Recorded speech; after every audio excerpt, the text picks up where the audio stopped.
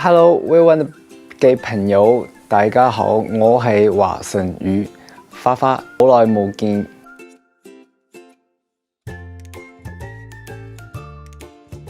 本来去年也就已经计划想来的，但是，场地太难约了，对，然后后来好不容易抢到了这样一个时段，然后而且是带着我们的这个火星的这个乐园主题的这个形式来到香港，是我觉得算是比较能代表火星的这个火星演唱会的这个最全面的一个演唱会的样子。我觉得香港，就是有那个维多利亚港，然后还有，我们这次是在那个中环，对，然后旁边还有摩天轮，然后又在这个好像是海边上，然后就觉得还挺浪漫的。其实是去年来过一次，但是去年来的那次还就是那个工作的地方就在一下飞机就是工作的地方，然后就做完工作就走了。对，因为它离机场好像就5分钟吧，所以其实我还没有进到香港市区，就还没踏进香港的热闹的。对，没进到最热闹。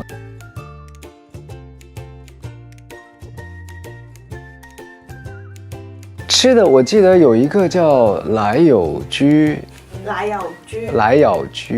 有一个叫居仔包，是吗？那个我好像还挺想吃，因为好像这个是比较有特色的那个茶餐厅里面会吃到的东西。然后，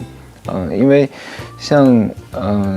我们一般有时候会聊说啊，在香港会吃什么，都会想到是那个茶餐厅，对，然后想吃比较有特色一点的。对，因为我觉得我们那个演唱会其实它的这个演唱会形式是有点区别于传统的演唱会形式，因为我们是从下午到晚上，然后一个就是很多个小时，对，然后它又有吃有喝有玩，所以说我感觉它很适合在选一些比较浪漫点的地方，就对场地其实会有一些特殊要求这样。对，我比较喜欢户外演唱会，因为这种演唱会我的音乐有很多音乐比较适合大家一起站着，然后就是一起站着嗨的这种音乐风格，所以我感觉可能这种演唱会的形式会比较好一些，然后同样也很好玩，对。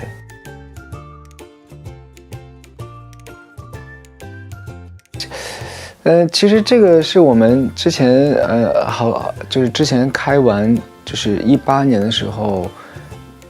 我开完那个鸟巢演唱会之后，然后当时就在想说，火星演唱会已经开到了我们全国最大的体育场了，那有没有什么可能再怎么玩这个演唱会？然后后来我们就想说有没有可能去做一个户外的演唱会，然后有一种回家的感觉，因为我每次在演唱会上说的第一句话就是4个字：欢迎回家。所以我想把演唱会做得像家一样的感觉。然后我觉得回家那这样当然一定要有吃有喝，也要有玩，然后大家一起就是真正的开心的玩一天这样。然后我觉得如果只有晚上的话，我感觉时间太短了，所以我就觉得这个时长要拉长一点。然后后来我们就决定从下午到晚上这样的2个时间段。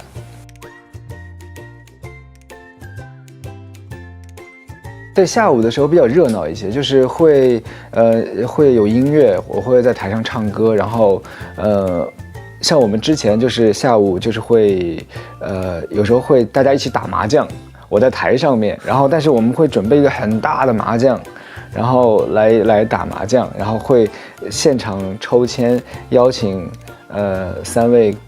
歌迷，然后跟我一起，我们4个人打麻将，然后大家能看到，然后有时候有时候台下的歌迷会帮我出招，然后来去怎么打会更好，怎么才能赢牌，然后还有也会下午有时候会在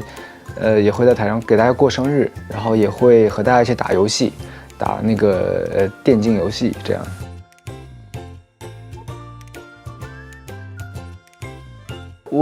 我其实比较难忘的是演唱会上会有，因为是户外嘛，然后而且我觉得就是我一直就是希望大家可以随便的去就是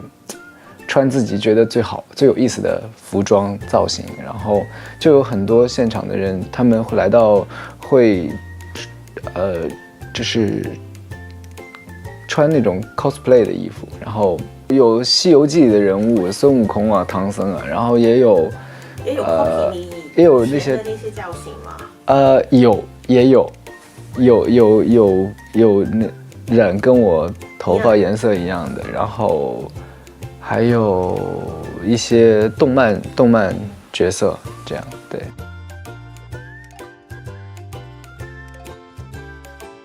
这次来香港一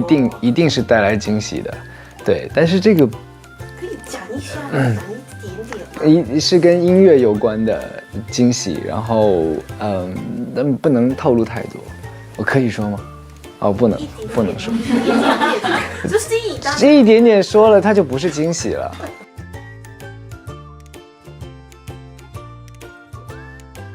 我喜欢的还挺多的，啊，我有很多就是前辈啊。比如说林子祥老师，然后陈奕迅，然后还有方大同，我其实都很喜欢。我跟大同有合作过之前，然后其他的前辈们，我如果有机会的话，我也希望能够跟他们合作。那你那次跟大同合作的感受如何呢？就觉得很享受，因为当时是我跟大同一起录了一个节目，然后其实我们在一起相处了很长时间，然后我非常的欣赏他的才华，对。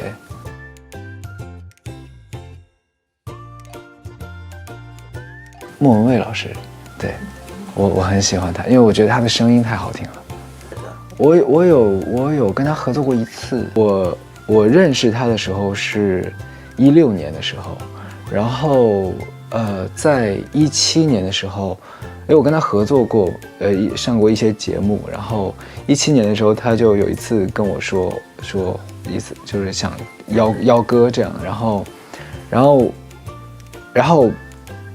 我那时候我才跟他说，我说我其实在15年就写过一首歌，然后就想着他写的。是我写完之后，我脑袋里面想了一圈，我觉得这首歌不太适合我唱，但是我想了一圈，我觉得最适合这首歌的人，我只想到了一个声音，就是 Karen 姐，对，我就想到了她的声音。然后，但是我16年认识她的时候，我没有敢跟她说这个事情，然后我就一直没有告诉过她。直到他有一天真的有缘分来跟我邀歌的时候，我就说，其实我已经在2年前就为你写好了。好像没有因为我创作是属于，就是对生活的一种记录，就是我好像不是那种为了要做一张唱片而去投入到创作当中，就是没有压力的。我是属于那种生活里面突然想到什么，我就会把它记录下来，但记录下来，我可能不会把它做出成一首完整的歌曲，我会先把它，用那个，就是比如说我弹钢琴，然后我会把它录下来，录下来之后，我会先放在那个库存里面，然后先放着，然后等哪一天要做专辑的时候，我们会先思考一个专辑的主题概念，然后为了这个主题概念再来去看看之前写的有哪些歌曲适合这个主题，如果没有适合的主题，那才会往里面再重新写新的歌。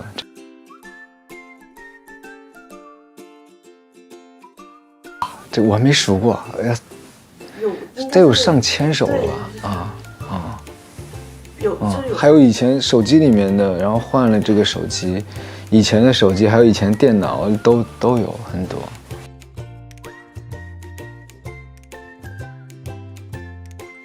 我觉得这10年来，我觉得应该是有一些成长吧。音乐上，我感觉，在音乐上，可能觉得自己应该越来越厉害了吧？对，然后也在不断学习，然后，思考问题的方向我感觉也成长了很多吧。对，像比如说以前刚出道的时候，可能，表达这种自我态度的音乐比较多，然后就是，所以写的歌都在讲自己，然后有时候会讲一些跟孤独相关的一些主题，然后那现在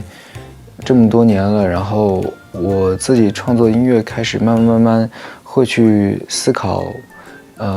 能为社会带来一些什么样的帮助，这样。然后，所以在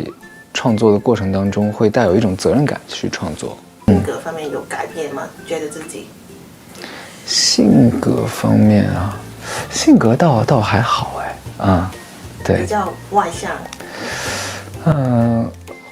我感觉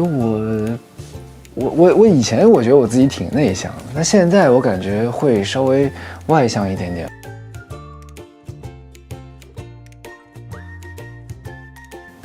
印象深刻可能还是每年的演唱会吧，因为我觉得在演唱会上面，我觉得对于一个歌手来说是最享受的，对，因为可以，怎么讲，就是因为我感觉我的歌迷他们，就是我觉得他们每一次来看演唱会，不只是来看演唱会，而是来去真正的融入在这个演唱会的氛围里面。然后就有一种在家的感觉，所以其实我会觉得就是，那个感受是非常美好的。我其实是希望能够每年都跟大家有一次约会的，这样对，其实也算是一个目标吧。对，因为每年最后一场的最后一首歌唱完之后，都会跟大家说明年见，这样。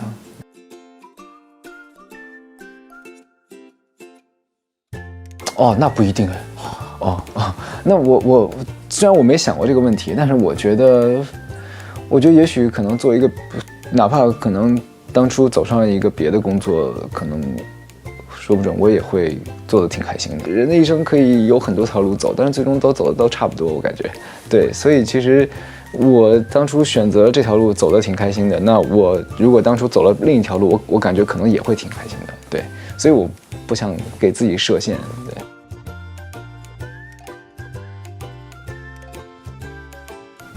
做饭，对啊，因为我挺喜欢吃的，所以我感觉说不准我会为了吃这件事情会选择去努力的学习当一个厨师。那你厨艺方面如何？非常糟糕。但是不是说你喜欢吃吗？应该厨艺是比较好的哦。我有学过，但是也不是学过，自己研究的。然后但我觉得做的。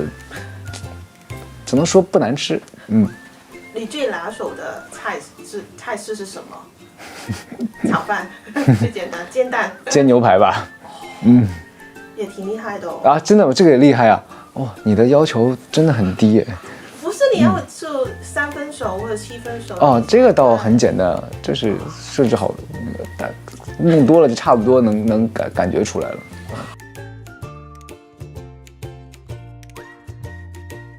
红磡也可以啊，红磡我觉得很多，因为红磡很有名嘛，对不对？然后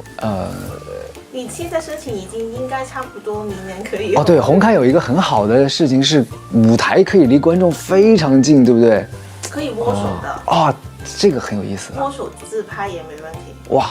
感觉很有意思，这个可以想一想，看看怎么能做得好玩一点。对，因为我觉得能离观众近是一件很好的事情。我们每次演唱会都在尽量的做到把舞台做到离观众能够努力让，就是能够和观众离得近一点。对。